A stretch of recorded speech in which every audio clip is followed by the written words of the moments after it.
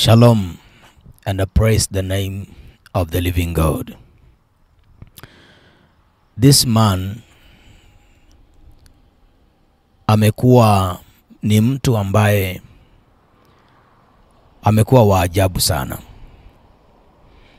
kwa sababu amekuwa akibaka watoto, amekuwa akirape wanawake.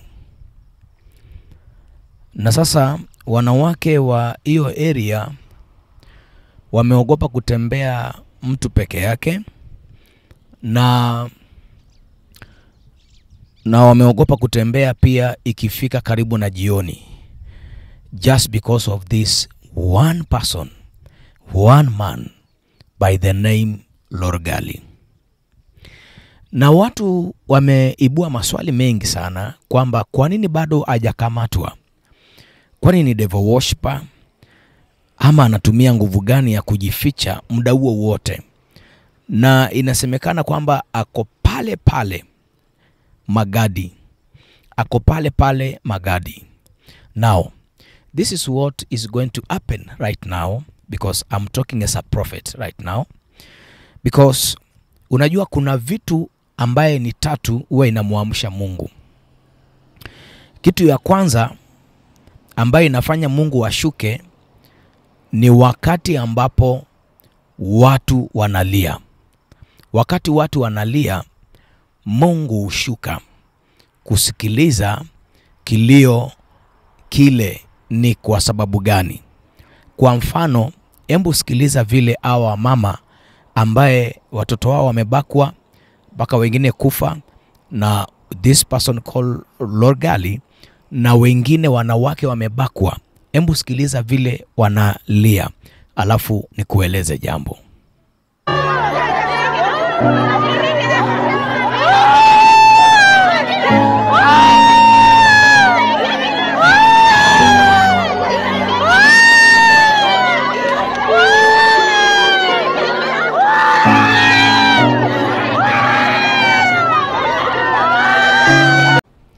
Hii kitu hapa vile unaona ni wamama wa Magadi wanalia. Magadi na viungani mwake, Magadi, Shombole, Parakuo, kuelekea Kiramatia na hiyo eneo. Hawa ni wanawake wanalia, wakiomba polisi, wakiomba serikali, wakiomba pia wasaidiwe na mtu yote atakayewasaidia, kwa sababu huyu mtu amekuwa akifanya hivi, na baada ya kufanya hivi bado anatafutwa na polisi na hajaweza kukamatwa. Sasa umeona vile wanalia hao mama. Wanalia kwa uchungu, wanalia kwa sauti, wanalia kwa huzuni. Na ni jambo la kushangaza sana, kwa sababu Lorgali anayefanya hivyo anaonekana, lakini anapotea. Anaonekana, anapotea. Anaonekana, anapotea. Watu wanasema tumemuona pande ile. Wengine muda kidogo wanasema tumemuona amepita kule. Wengine wanasema tumemuona, kwa hiyo amejaribu kuwindwa lakini hawindiki, haonekani. Mpaka watu wanaibua maswali kwamba kwani ni invisible ama ni nguvu gani anatumia. Na vile umeona hawa mama wakilia, nimekuambia kitu ambacho number 1 huwa inashusha Mungu ni wakati watu wake wanalia. Number 2 ni wakati watu wake wanateseka. Na number 3 ni wakati watu wake wanamsifu, because the Bible says Mungu huwa anashuka kuketi katikati ya sifa za watu wake. Kwa hiyo, na ndio maana Mungu alimwambia Musa, tazama nimesikia kilio cha watu wangu na nimeona mateso ya watu wangu. So wakati watu wanateseka, Mungu inamfanya ashuke. Wakati wanalia, Mungu inamfanya pia ashuke. Wakati pia wanamsifu, inamfanya pia Mungu afanye nini? Ashuke pia. Sasa nataka niseme hivi kama nabii. Amejaribu kutafutwa kwa njia zote, lakini hajapatikana.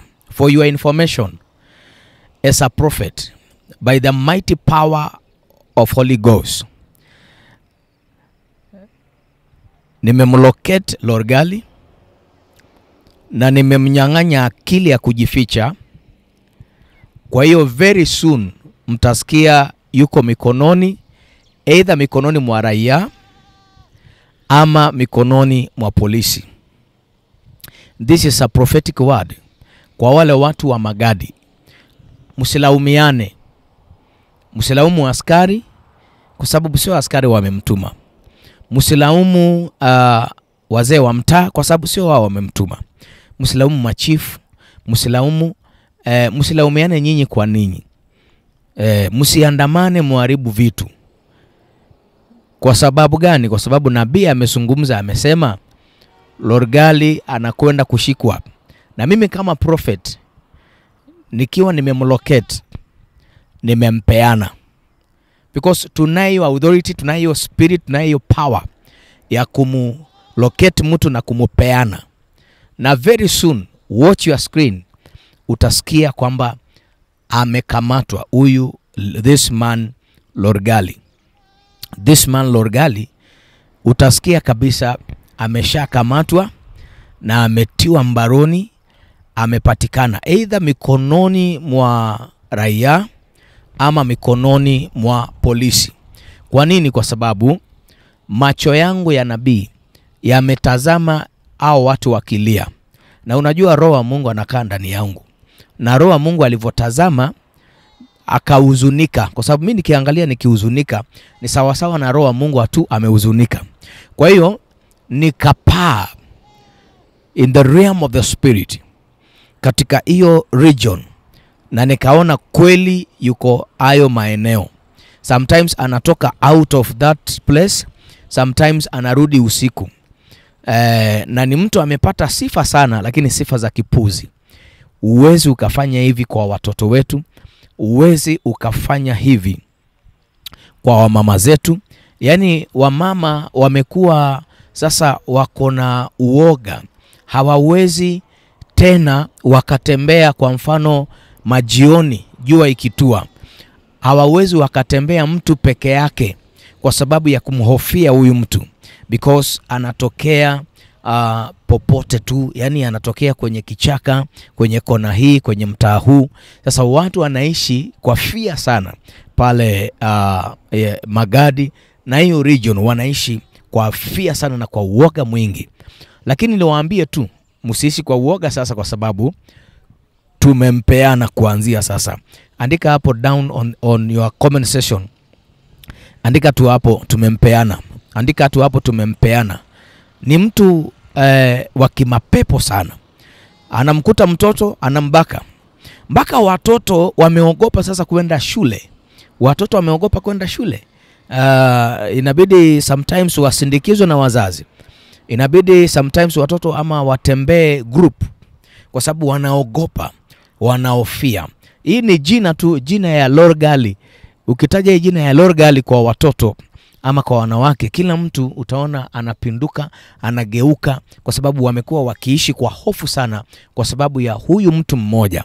Na nataka niwaambie, hajatushinda.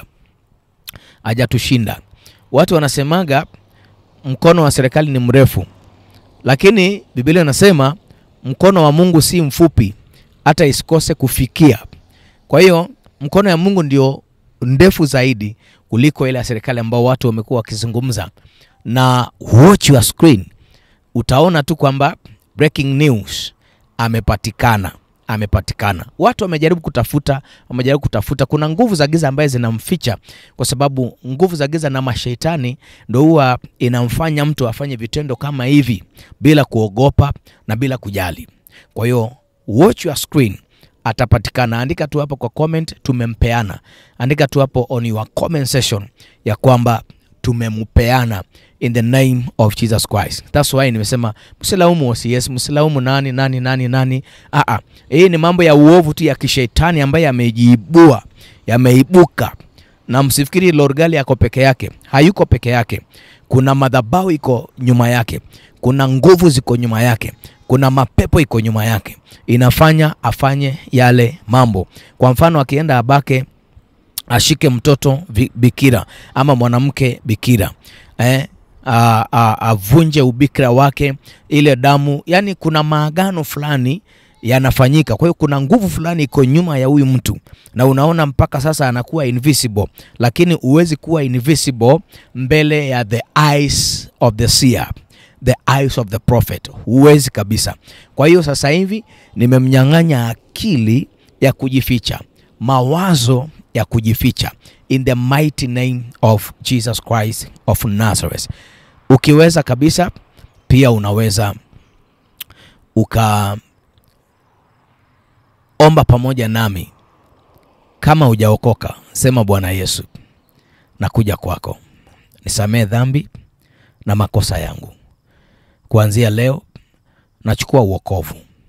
Andika majina yangu kwenye kitabu cha uzima. Futa jina langu kwenye kitabu cha hukumu. Kuanzia leo mimi ni mtoto wako. God bless you so much. Na kwa kuleta hii video kwako ni kwa sababu tunaendelea kuombea Kenya, tunaendelea kuombea taifa letu na viongozi wetu na nchi kwa jumla na Wakenya kwa jumla, hata wasio wa Kenya. Niseme tu shalom Kenya, hakika tutashinda.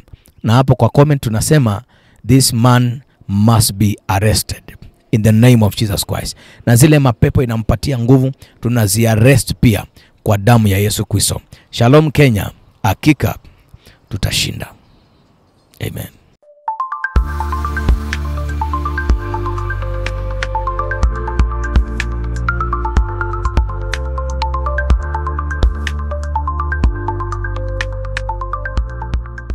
Unatazama Fireland TV, the prophetic channel.